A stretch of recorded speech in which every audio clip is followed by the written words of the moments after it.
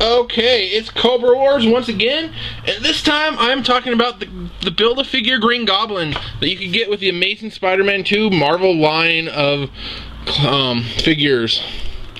So they basically reuse the Hulk body from the Avengers movie line figures, the bigger ones, and tweak the arms and the feet a little bit,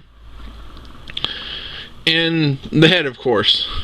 And they gave him these fire accessories. So if you've read the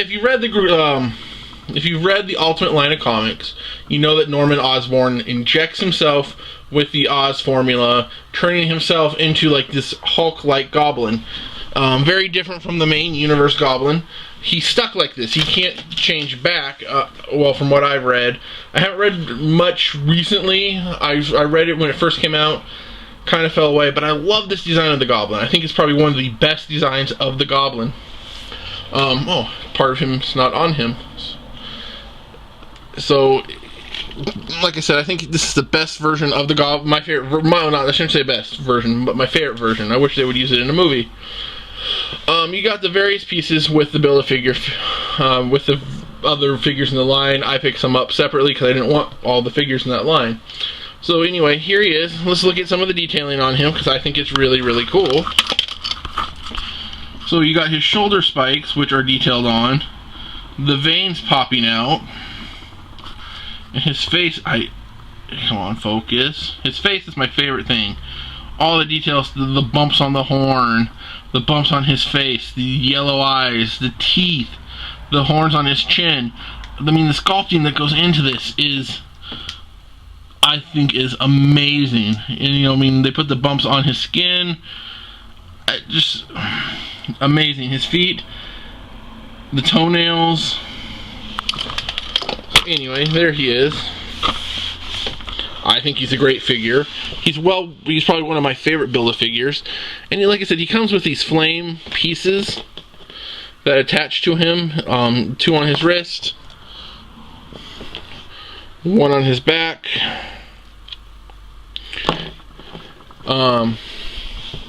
Anyway, he's got great articulation for a Build-A-Figure. His head goes all the way around.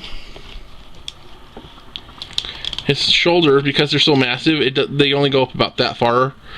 But they do go all the way around. He's got a bicep swivel, his elbows, and his wrists. He's got an ab crunch, kind of, a little bit right there.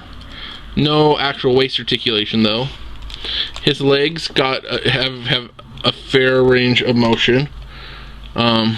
Not really back and forward, though, unfortunately. They go out to the side, but forward, not really. But his feet do, a knee, an ankle, and some ankle tilt. That is the one shortcoming of this figure. It doesn't have good range on the legs. They're pretty much straight down. That's it. But I mean, he looks fierce. He looks menacing. He looks evil, like the Goblin should. Next to Spider-Man, you put Spider-Man there facing him. It looks intimidating. He looks huge. He looks like he could kick Spider-Man's butt. Great figure. Love the figure. Unfortunately, all the figures in the Build-A-Figure line, not a big fan of. Didn't want Beetle, Boomerang. Yeah, they're the villains, and I might pick up Beetle later, but didn't want him right now. Black Cat, I passed. I would have gone with Spider-Girl. Could never find her. And yeah, those are the ones that I passed on. You still find Toxin, but he came with the same piece as Carnage, so didn't need him. Anyway,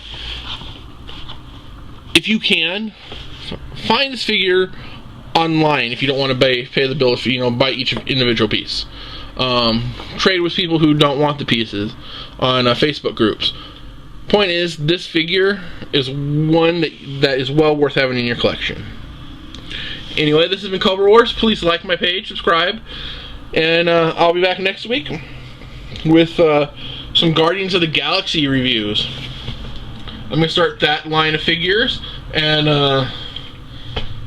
I'll be here with reviews for them. So stay tuned. Thanks for watching. Cobra Wars signing off.